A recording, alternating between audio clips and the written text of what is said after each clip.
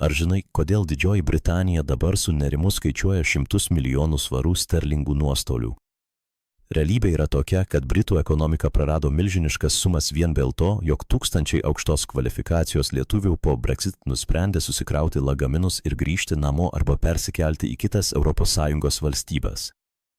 Šis faktas šokiruoja pačius Britus, kurie dešimtmečius buvo įpratę mus matyti visai kitame amplua. Mes visi puikiai atsimename tą laikotarpį, kai Didžioji Britanija buvo pagrindinis Lietuvos emigrantų traukos centras, savotiška pažadėtoji žemė, kurioje buvo ieškoma greito uždarbio ir geresnio gyvenimo. Tačiau šiandien viskas apsivertė aukštyn kojomis. Palyginkime Lietuvą ir Didžiąją Britaniją dabar, išanalizuokime socioekonominius rodiklius ir geopolitinius postūmius ir rezultatai jūs tikrai nustebins. Pasilikite iki šios analizės pabaigos, nes mes išardysime kiekvieną mitą, pažvelgsime į tikruosius skaičius ir išnarpliosime geopolitinius žaidimus, kurie lemia tai, kaip Londonas iš tikrųjų šiandien vertina mus lietuvius.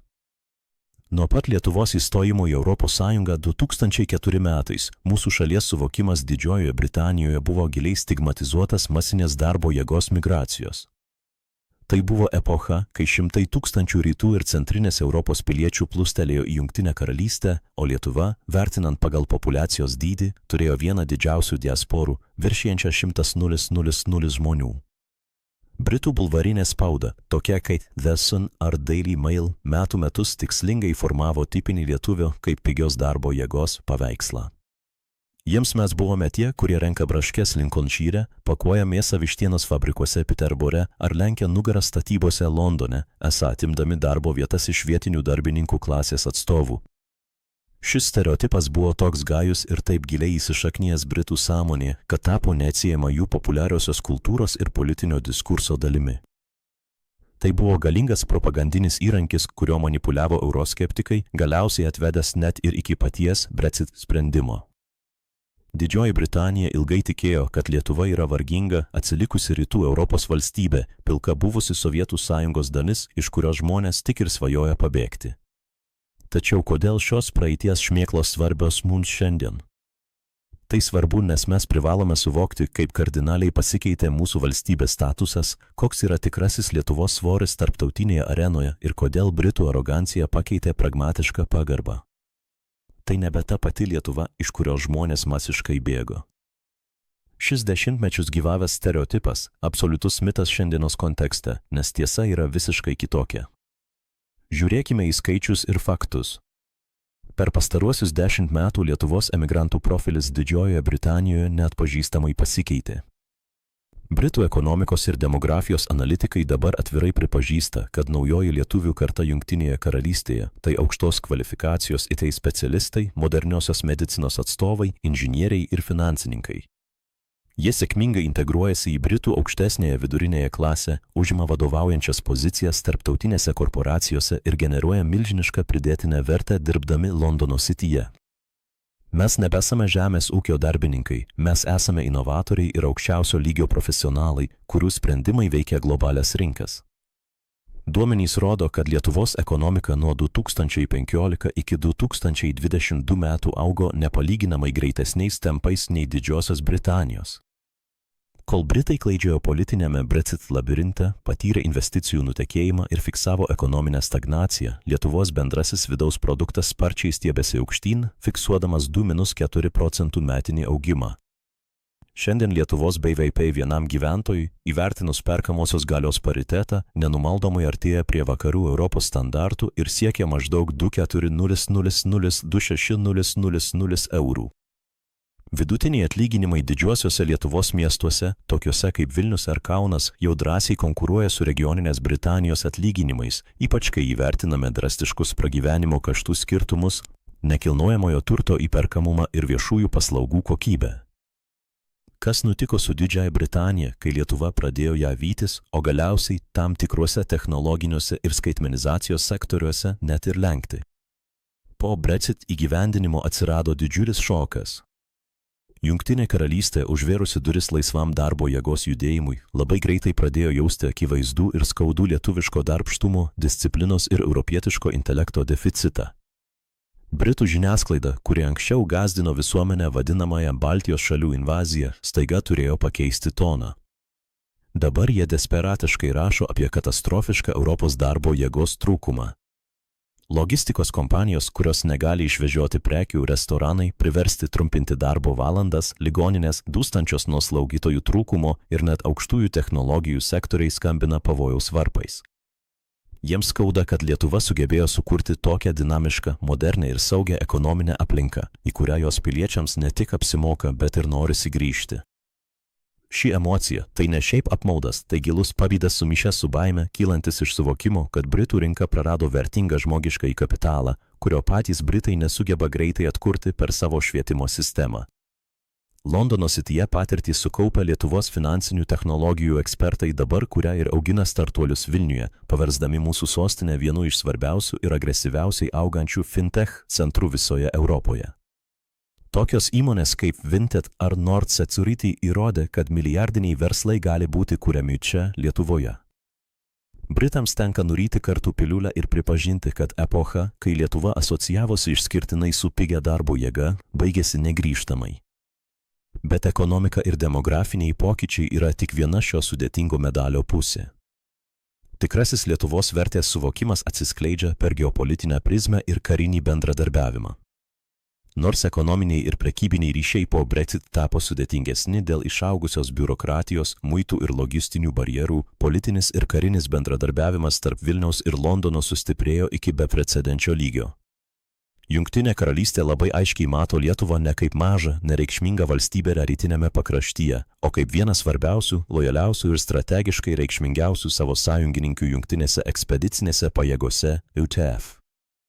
Mes dalijamės griežtą, vienodą bendrą Baltijos jūros regiono saugumo viziją. Britų politinis ir karinis elitas puikiai suvokia kritinį Lietuvos vaidmenį atgrasant Rusijos agresiją. Palyginimas geopolitinėje arenoje yra neįtikėtinai aiškus ir dažnai nepalankus didžiosioms ES valstybėms, kol kai kurios senosios Europos šalys, tokios kaip Vokietija ar Prancūzija, ilgą laiką naiviai bandė ieškoti kompromisų su Maskva, vykdė apesement nuolaidžiavimo politiką ir tikėjo ekonominio bendradarbiavimo galią, Lietuva nuo pat pirmųjų dienų rodė kietą, principingą, istoriškai pagrįstą ir toleregišką stuburą. Mes pirmieji perspėjome vakarus apie imperinės Rusijos ambicijas. Britai, kurie patys tradiciškai laikosi griežtesnės linijos Maskvos atžvilgių, tai mato ir be galo vertina. Valstybinių lygių uždarų durų susitikimuose Didžioji Britanija mus laiko kur kas patikimesnių partnerių nei daugelį kitų.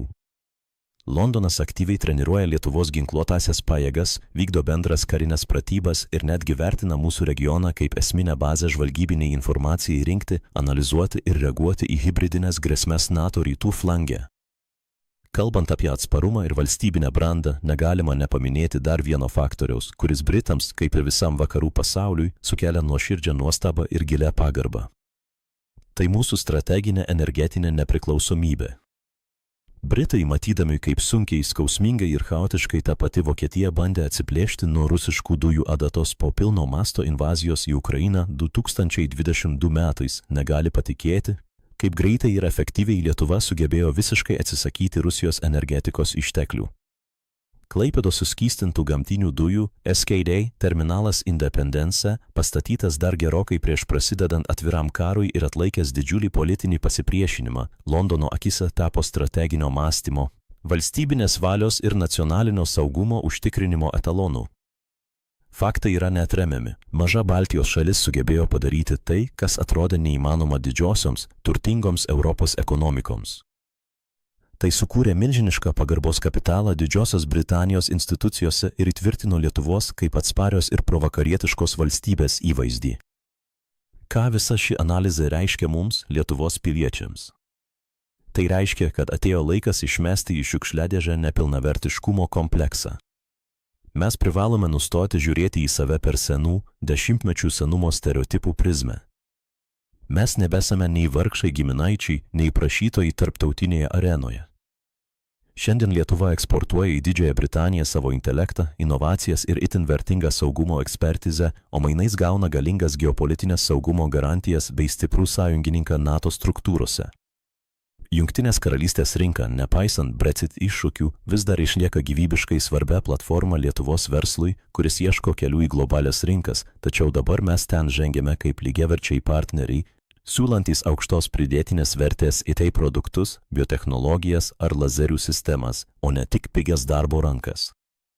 Mums tai turi kelti didžiulį nacionalinį pasididžiavimą, bet tuo pačiu reikalauja ir absoliutaus budrumo.